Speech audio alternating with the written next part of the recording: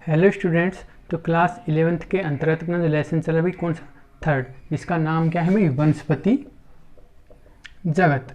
और वनस्पति जगत के अंतर्गत हम सबसे पहले पढ़ रहे हैं किसके बारे में, शैवाल के बारे में। शैवाल के बारे में सामान्य जानकारी ली कल।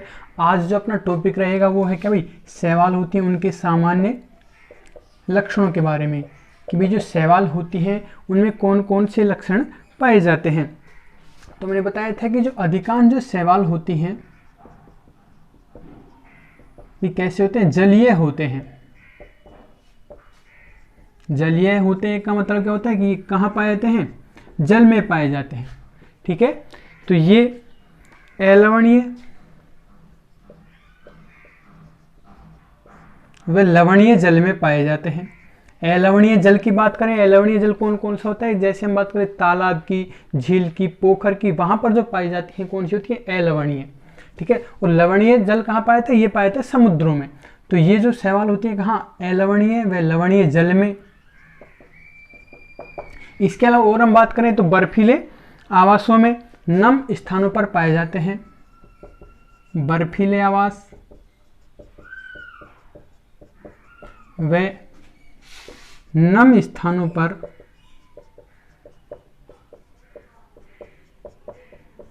पाए जाते हैं। ठीक है, दूसरा कैरेक्टर की बात करें तो इनका जो पादप शरीर होता है कैसा होता है भाई, सुकाय होता है। पादप शरीर, शैवालों का जो पादप शरीर होता है कैसा होता है, सुकाय होता है। या इंग्लिश में हम बात करें तो इसको बोलते हैं थैलोइड या थैलस होता है। थैलस क्यों होता है, क्योंकि इनमें जड़ तना पत्तियों का अभाव होता है तथा इनमें जड़ तना व पत्तियों का अभाव होता है। जड़ तना पत्ती के अभाव के कारण ही इनका जो पादप शरीर क्या होता है भाई, क्या कहलाता है, थैलस कहलाता है। इसके अलावा लास्ट क्लास में हम ये बताया था कि इनका जो पादप शरीर होता है कैसा होता है, एक कोशिकीय व बहुकोशिकीय होती है। मतलब इनका पूरा शरीर जो एक कोशिका का व अनेक कोशिकाओं का बना होता है। कुछ जो शैवाल होते हैं केवल एक कोशिका से निर्मित होती हैं, तो वो कौन सी कहलाती है, एक कोशिकीय। तो इनका जो पादप शरीर एक कोशिकीय व बहुकोशिकीय होता है।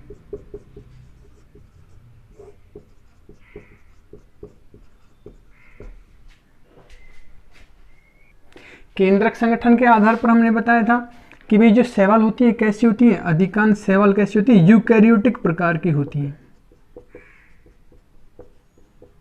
अधिकांश शैवाल कैसी होती है, यूकैरियोटिक होती है।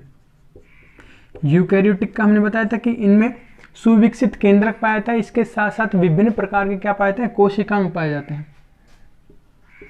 लेकिन एक्सेप्शन की बात करें, अपवाद की बात करें तो एक्सेप्शन क्या होता है भाई, नील हरित शैवाल। लेकिन जो नील हरित शैवाल या हम इसको बोलते हैं साइनोबैक्टीरिया, नील हरित शैवाल या इसको हम क्या बोलते हैं, साइनोबैक्टीरिया भी कहते हैं। ये जो होती है कैसी, किस प्रकार की होती हैं, प्रोकैरियोटिक होती हैं। प्रोकैरियोटिक होती हैं। प्रोकैरियोटिक का मतलब कि इनमें अल्पविकसित, हम यह कह सकते हैं आधे प्रकार का केंद्रक पाया जाता है किनमें, नील हरित शैवाल में। ठीक है, इसके अलावा नेक्स्ट हमने बताया था कि जितने भी जो पादप होते हैं उनकी हम सेल वॉल की बात करें तो सेल वॉल किसकी बनी होती है भाई, सेलुलोज नामक पदार्थ की बनी होती है। तो इनकी कोशिका भित्ति सेल्यूलोज व पैक्टिन पदार्थ की बनी होती है।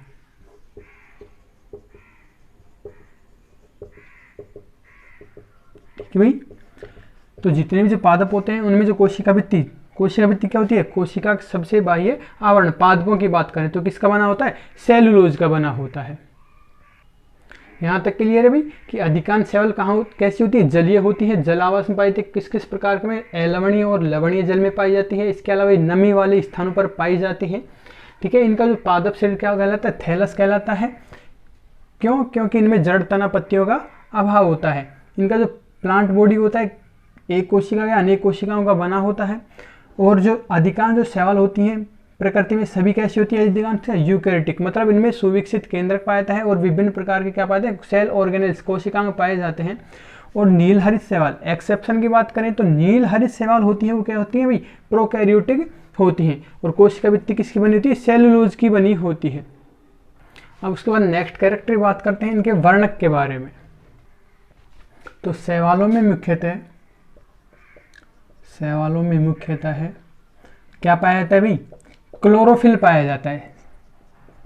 क्या पाया है? क्लोरोफिल, जिसके कारण ही ये क्या होते हैं? स्वपोषी होती हैं। इसके अलावा और वर्णक की बात करें तो कैरोटीन वर्णक पाया जाता है। ठीक है, क्लोरोफिल के कारण ही इनमें क्या होती है? प्रकाश संश्लेषण की क्रिया होती है। इसके अलावा पाया जाता है फाइकोसाइनिन। जो फाइकोसाइनिन होता है ये पाया जाता है नील हरित शैवालों में पाया जाता है। ठीक है, इसके कारण कैसा होता है? नीला जो कलर आता है शैवालों में, मतलब जो शैवाल होती है भिन्न भिन्न क्या होती है? कलर की होती है। हमने लास्ट क्लास में बताया था। और वो जो कलर आते हैं किन के कारण आते हैं भाई? वर्णकों के कारण आते हैं। इसमें क्या पाए जाते हैं? पिगमेंट्स पाए जाते हैं। तो कैरोटीन कारण तो हरी, ठीक है, और फाइकोसाइनिन के कारण कैसी होती है भाई? नीली कैरोटीन। और हम बात करें फाइकोइरिथ्रिन के कारण, जो शैवाल होती है उनका कैसा कलर होता है? लाल कलर होता है। और पाए जाते हैं फ्यूकोजेंथिन। फ्यूकोजेंथिन के कारण जो कुछ शैवाल होती है कैसी होती है? भूरे कलर की होती है। तो फाइकोसाइनिन के कारण कैसी? नीली हरी। ठीक है, और फाइकोइरिथ्रिन और कैरोटीन के कारण कैसी होती है? लाल होती है। और फ्यूकोजेंथिन के कारण कैसी होती है? भूरी शैवाल होती है। तो ये क्या पाए जाते हैं? वर्णक पाए जाते हैं। फ्यूकोजेंथिन वर्णक पाए जाते हैं जो क्या करते हैं? शैवालों को विभिन्न प्रकार के रंग प्रदान करते हैं। इसके अलावा संचित खाद्य पदार्थ की बात करें तो भाई जो हमने बताया कि जो पादप होते हैं उनमें जो संचित जो खाद्य पदार्थ होता है किसके रूप में होता है? स्टार्च के रूप में होता है। ठीक है, तो इनमें संचित खाद्य पदार्थ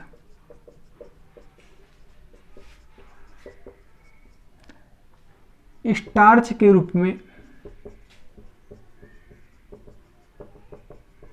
संग्रह होता है। कि भी क्लोरोफिल होता है। ठीक है, क्लोरोफिल के कारण जैसे क्या है? सपोज है सेल में क्या पाए जाते हैं? हरित लवक पाए जाते हैं। क्या पाए जाते हैं? हरित लवक। हरित लवक के अंदर क्या पाए जाते हैं? क्लोरोफिल वर्णक पाए जाते हैं जो प्रकाश संश्लेषण की क्रिया द्वारा क्या बनाते हैं? अपना भोजन बनाते हैं, मतलब कि ग्लूकोज वगैरह का निर्माण करते हैं। ठीक है, या हम कह सकते हैं कार्बोहाइड्रेट का निर्माण करते हैं। और जब ग्लूकोज के अणु जब आपस में जब संग्रहित होते हैं, आपस में मिलते हैं, तो किसका निर्माण करते हैं? स्टार्च का निर्माण करते हैं। तो स्टार्च एक प्रकार का क्या है भाई? जटिल कार्बोहाइड्रेट होता है। तो जब इसमें प्रकाश संश्लेषण क्रिया होती है तो इसमें जो संचित जो खाद्य पदार्थ जो संग्रहित होता है किसके रूप में होता है? स्टार्च के रूप में संग्रहित होता है। और स्टार्च का जो निर्माण होता है किससे होता है भाई? ग्लूकोज से होता है। यहाँ तक क्लियर। लेकिन कुछ हम शैवालों की बात करें तो उनमें जो खाद्य जो पदार्थ का जो संचय होता है वसा एवं तेल के रूप में भी होता है। तो कुछ शैवालों में जो भोजन संग्रह होता है या हम कह सकते हैं संचित खाद्य पदार्थ का जो संग्रह होता है किसके रूप में? वसा व तेल के रूप में होता है। लेकिन यहाँ पर इंपॉर्टेंट बात याद रखने लायक ये है कि कोई पूछे कि जो पादपों में जो भोजन का संग्रह होता है किसके रूप में होता है भाई? स्टार्च के रूप में होता है। ठीक है, और नेक्स्ट कैरेक्टर की बात करें तो इसके रिप्रोडक्शन की बात करते हैं। तो अनुकूल परिस्थितियों में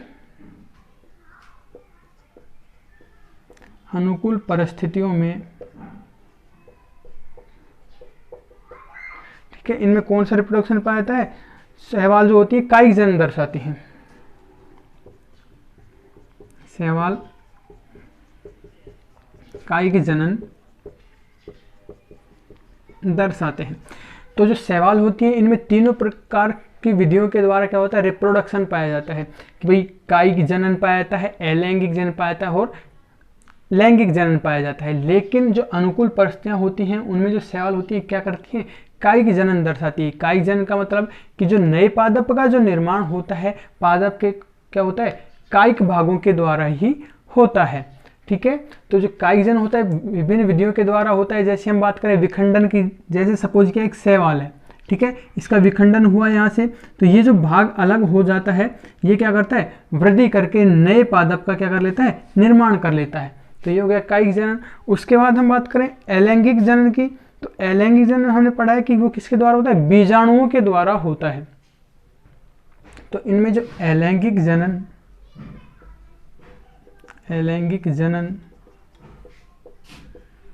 चल बीजाणुओं द्वारा अचल बीजाणुओं द्वारा, ये बीजाणुओं के प्रकार होते हैं। भाई चल बीजाणु में क्या पाए जाते हैं, कसाभिकाएं पाई जाती है। अचल जो बीजाणु होते हैं कसाभिकाएं नहीं पाई जाती। इसके अलावा निश्चेष्ट बीजाणु, या हम कह सकते हैं इसको एकाइनिट्स भी बोल सकते हैं, निश्चेष्ट बीजाणु या एकाइनिट्स भी कह सकते हैं। इसके अलावा और पाए जाते हैं पामेला जो अवस्था होती है 8 सेल स्टेज होती है, मतलब 8 कोशिकाएं, ठीक है, पामेला अवस्था आदि के द्वारा होता है। इन सब रिप्रोडक्शन जो विधि होती है इनके बारे में हम डिटेल से आगे अध्ययन करेंगे लेसन में। इसके अलावा जो हम लैंगिक जनन की बात करें, तो जो लैंगिक जनन होता है समयुग्मकी प्रकार का, समयुग्मकी प्रकार से हमने बता दिया कि भाई जो लैंगिक जनन होता है किसके द्वारा होता है, गैमेट्स हम कह सकते हैं, या युग्मकों के द्वारा होता है। और समयुग्मकी की बात करें तो नाम से स्पष्ट समयुग्मकी कि इसमें जो गैमेट्स होते हैं आकार आकृति में क्या होते हैं, समान होते हैं, ठीक है। दूसरी जो विधि होती है कौन सी होती है, असमयुग्मकी होती है। असमयुग्मकी में की बात करें तो इसमें जो गैमेट्स होते हैं क्या होते हैं, असमान होते हैं, मतलब कि आकृति में क्या होते हैं, छोटे बड़े होते हैं, ठीक है। और जो तीसरे प्रकार का होता है विषम युग्मकी, विषम युग्मकी में इनमें जो गैमेट्स होते हैं क्या होते हैं, बिल्कुल डिफर होते हैं, मतलब नर जो युग्मक होता है वो अलग होता है और जो मादा जो युग्मक होता है वो अलग होता है। तो इसमें जो लैंगिक जनन होता है कौन कौन सी विधियों के द्वारा होता है, समयुग्मकी विधि, असमयुग्मकी एवं विषम युग्मकी विधि द्वारा होता है। और नेक्स्ट कैरेक्टर की बात करें तो इनका जो जीवन चक्र होता है, मतलब जो शैवालों का जो जीवन चक्र होता है इसमें क्या होता है, स्पष्ट पीढ़ी एकांतरण पाया जाता है। तो इनके जीवन चक्र में स्पष्ट पीढ़ी एकांतरण पाया जाता है। पीढ़ी एकांतरण से मतलब कि जो शैवाल होती है इसमें 2 प्रकार की पीढ़ी होती हैं, ठीक है। कौन कौन सी, एक तो होती है युग्मकोद्भिद और दूसरी होती है कौन सी होती है भाई, बीजाणुद्भिद। तो इनमें मुख्य पादप शरीर